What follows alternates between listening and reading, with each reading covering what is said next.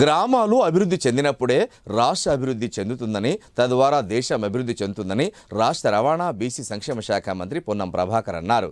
కరీంనగర్ జిల్లా చిగురుమామిడి మండలంలో పలు గ్రామాల్లో నూతన గ్రామ పంచాయతీ భవనాలకు ప్రారంభోత్సవాలు, సీసీ రోడ్లకు పలు అభివృద్ధి పనులకు మంత్రి శంకుస్థాపనలు చేశారు. ఈ సందర్భంగా మంత్రి మాట్లాడుతూ అభివృద్ధి అనేది నిరంతర ప్రక్రియ అని, గత 5 సంవత్సరాలుగా గ్రామాల అభివృద్ధికి సర్పంచులు పడ్డ కష్టాలు పడ్డారని అన్నారు. గత 5 సంవత్సరాలుగా గ్రామాల అభివృద్ధికి సర్పంచులు ఎనలేని కష్టాలు పడ్డారని అన్నారు.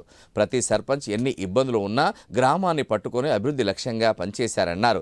వచ్చే వేసవి కాలంలో గ్రామాల్లో తాగునీటికి ఎలాంటి ఇబ్బందులు లేకుండా తీసుకుంటున్నామని మంత్రి తెలిపారు. ఏ ఇబ్బందులు ఉన్నా ప్రజలు తమ సమస్యలను అధికారుల దృష్టికి తీసుకెళ్లాలని మంత్రి సూచించారు.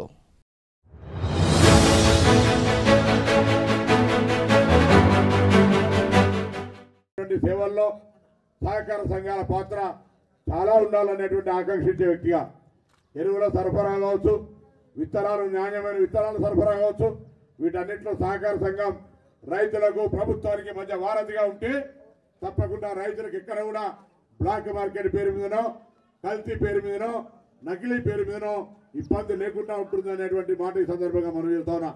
అందుకే తెలంగాణ రాష్ట్రంలో ఉన్నటువంటి ప్రతి రైతు తప్పనిసరిగా సహకార రంగ సభ్యుడై ఉండాలి. వ్యవసాయం చేసే ప్రతి బిడ్డ సహకార సంఘ సభ్యుడై ఉంటే వాళ్ళందరూ కూడా ప్రభుత్వ తరఫున 100% ఏమాత్రం ఇబ్బంది లేకుండా వ్యవసాయ అవసరాలను తీర్చేటువంటి అవకాశం ఉంటుందని మనం